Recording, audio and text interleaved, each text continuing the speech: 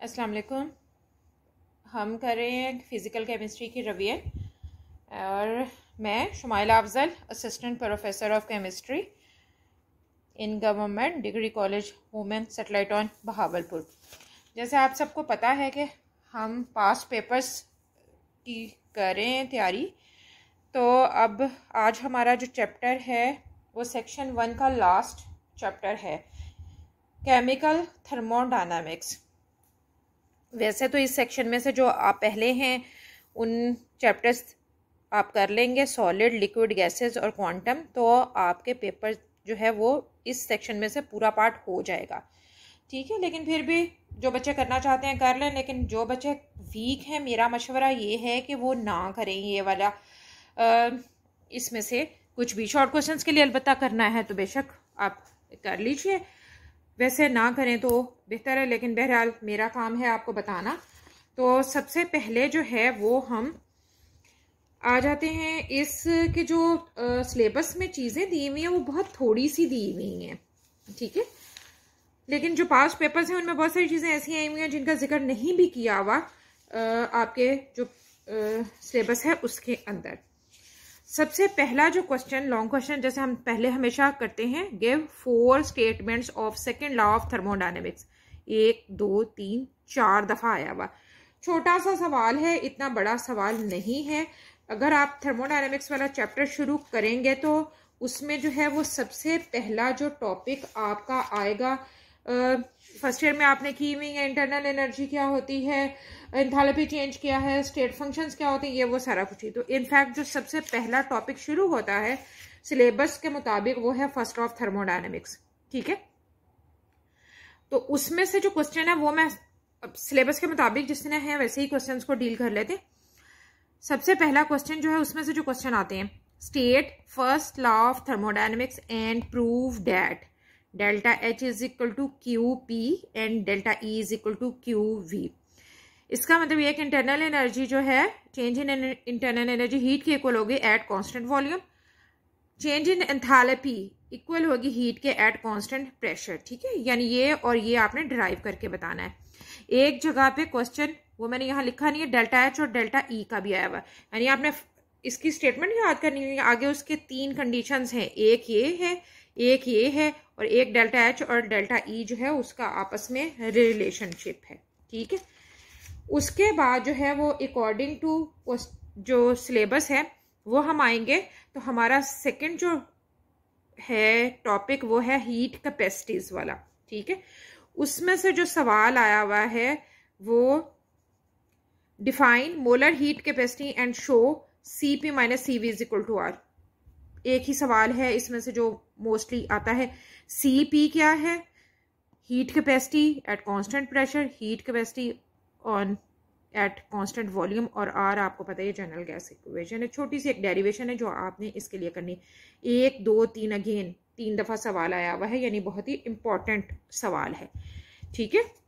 और first class thermodynamics वाला जो सवाल है वो 1 2 3 4 दफा आया हुआ है, ठीक है। अच्छा जी, हीट कैपेसिटीज के बाद जो है वो हम आ जाएंगे, हमारा जो नेक्स्ट टॉपिक है वो अकॉर्डिंग टू सिलेबस वो है थर्मोडायनेमिक प्रोसेसेस। उसको आपने शॉर्ट के लिए कर लेना है, ठीक है। और उसके बाद जो है वो हमारे आ जाते हैं इसमें सेकेंड लॉ ऑफ थर्मोडायनेमिक्स, ठीक है। सेकेंड लॉ ऑफ थर्मोडायनेमिक्स जो है उसमें आपने देख लिया कि give 4 statements of second law of thermodynamics. आपकी बुक में 6 दी हुई है इसकी डिफरेंट स्टेटमेंट्स जो हैं दी हुई, ठीक है। तो आपने ये वो स्टेटमेंट्स जो है उनको लिखना है और उनकी जो है इक्वेशंस जो हैं वो भी बतानी है, ठीक है। उसके बाद हमारा जो टॉपिक है स्पॉन्टेनियस एंड नॉन स्पॉन्टेनियस, ठीक है। उसमें से आया हुआ नहीं है क्वेश्चन कोई भी सब्जेक्टिव के हवाले से, तो उसको आपने स्पॉन्टेनियस और नॉन स्पॉन्टेनियस रिएक्शन को शॉर्ट क्वेश्चन में अलबत्ता आया हुआ है क्वेश्चन, तो उसमें के लिए आपने इसको प्रिपेयर जो है वो कर लेना है, ठीक। उसके बाद जो है वो हमारा टॉपिक है गिब्स फ्री एनर्जी।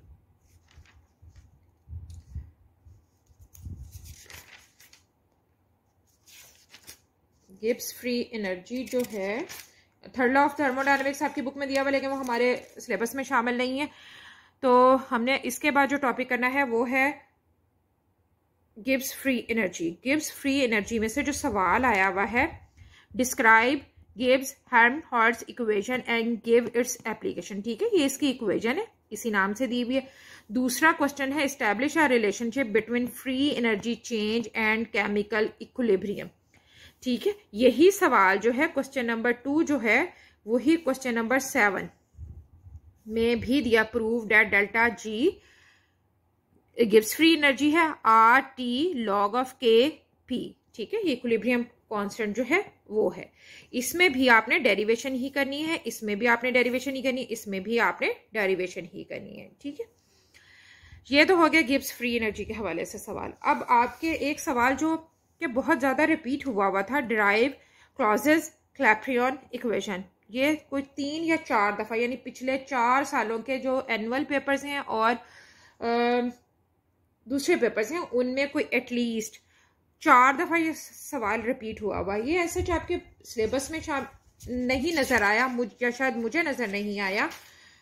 तो मैं आपको जो है इसकी इक्वेशन, यही डिराइव क्लॉजेस क्लैप्रियन इक्वेशन जो है, ये मैं आपको करवाने लगी हूँ। बुक में वैसे दी हुई है, लेकिन थोड़ी सी ज़रा थी ट्रिकी। वैसे तो आसान है, बहुत ही आसान थी, 4-5 स्टेप्स थे, इतने ज़्यादा स्टेप्स नहीं थे।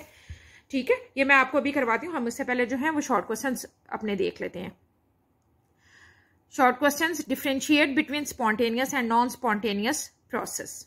ठीक है, जैसे मैंने अभी बताया था शॉर्ट क्वेश्चन के लिए करना है। Define free energy and entropy with their units. Prove that delta H is equal to Q P. वही जो लॉन्ग में भी आया हुआ था, यहाँ सिर्फ छोटे के लिए आया हुआ है। Explain the term heat capacity. मतलब बहुत ही आसान से। और ये भी बात याद रखिए, इसमें से शॉर्ट क्वेश्चन जो है वो कम वैसे आए हुए हैं पेपर्स में, इतने ज्यादा नहीं आए हुए। ठीक है, अब हम आ जाते हैं क्लॉजेस क्लैप्रियन इक्वेशन की तरफ अपनी। ठीक है, यहाँ पे हमने एक ऐसा सिस्टम लेना है जहां पे लिक्विड और vapours in the state of equilibrium आ गए हैं। ठीक है, तो जो लिक्विड्स के लिए गिब्स फ्री एनर्जी है वो GL हो जाएगी, वेपर्स के लिए GV हो जाएगी। ठीक है, अच्छा, अब हम आमतौर पे अब जब हमने पढ़े थे डी डिफरेंशिएट करना, तो हमने पढ़ा था डी जो है वो हम इस्तेमाल करते हैं स्मॉल चेंज के लिए। ठीक है, बिल्कुल वैसे ही जैसे आप P प्लस DP लिखा हुआ कहीं देखते हैं, तो इसका मतलब P प्रेशर जो है उसका, प्लस DP क्या है, वो स्मॉल चेंज जो थोड़ी देर के लिए उसके अंदर रहेगी हुई। ऐसे T प्लस DT क्या है, T प्रेशर एक्चुअल और उसके अंदर जो स्मॉल चेंज है ये वो प्रेशर। ठीक है, तो यहाँ पे भी हम यही वाला जो फॉर्मूला वही अप्लाई करने लगे। GL यही Gibbs free energy for liquid है, प्लस DGL यानी जो वो थोड़ी बहुत तब्दीली आई है उसके अंदर स्मॉल चेंज, वो GV गिब्स फ्री एनर्जी जो है वेपर्स की है, DGV स्मॉल चेंज है। ठीक हो गया।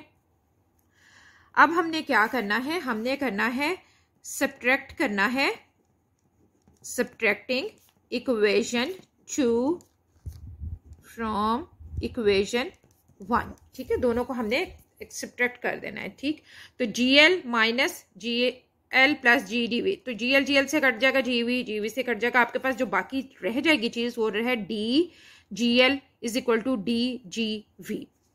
ठीक है, आपकी बुक में एक पूरा पैराग्राफ दिया हुआ है इस तरह का कि हम ये पीछे जहां आप गिब्स फ्री एनर्जी की डेफिनेशन पढ़ेंगे वहां पे आपने देख लेंगे यही वाला formula. Free energy for a system where T and P is constant, only work is due to volume.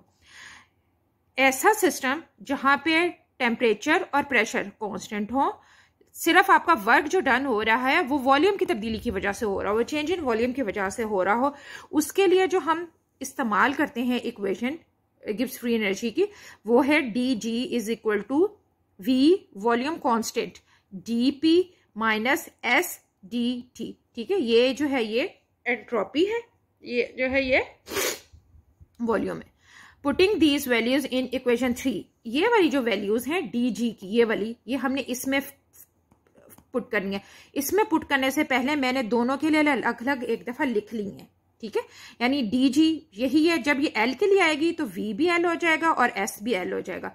ये क्योंकि चेंजेस हैं, ये ऐसे एस अच्छी रहेंगी। ऐसे ही वेपर्स के लिए जब बारी आएगी तो वेपर्स में भी ऐसे ही वी वेपर्स के लिए आ जाएगा और एस भी वी वेपर्स के लिए आ जाएगा। ठीक है, तो हमारी इक्वेशन जो 3 है वो क्या बन जाएगी, ये वाली वैल्यूज अब यहां पे पुट कर देंगे। V L D P minus S L D T is equal to V V D P minus S V D T. अब हमने एक जैसे वेरिएबल्स जो हैं वो अलग कर लेने हैं, मतलब एक तरफ एस वाले एक तरफ ले जाएं और वी वाले जो है वो एक तरफ ले जाएं। यहां हमारे पास आ गया V L D P minus V V D P S L D T minus S V D T.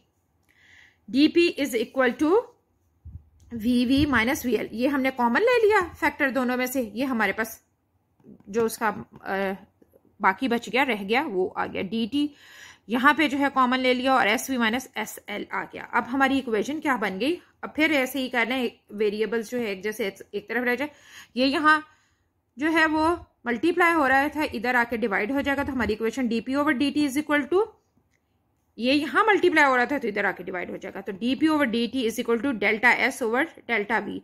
Delta S क्या है, चेंज इन एंट्रोपी है, डेल्टा वी क्या है, चेंज इन वॉल्यूम है।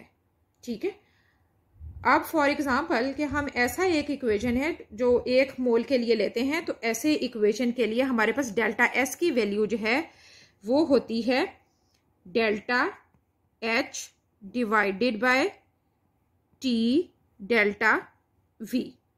ठीक है, ये भी वेपर्स के लिए है और ये भी वेपर्स के लिए है। ठीक हो गया, तो अब जो है हम ये वाली इक्वेशन जो है अपनी इस वाली इक्वेशन में पुट कर देंगे, तो हमारे पास इक्वेशन बन जाएगी D P over D T is equal to delta H divided by T V V minus V L. ठीक है, ये जो है इक्वेशन ये कहलाती है क्लॉजेस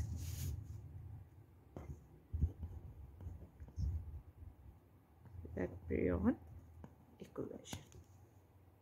ठीक है जी, मेरी तरफ से अल्लाह हाफिज।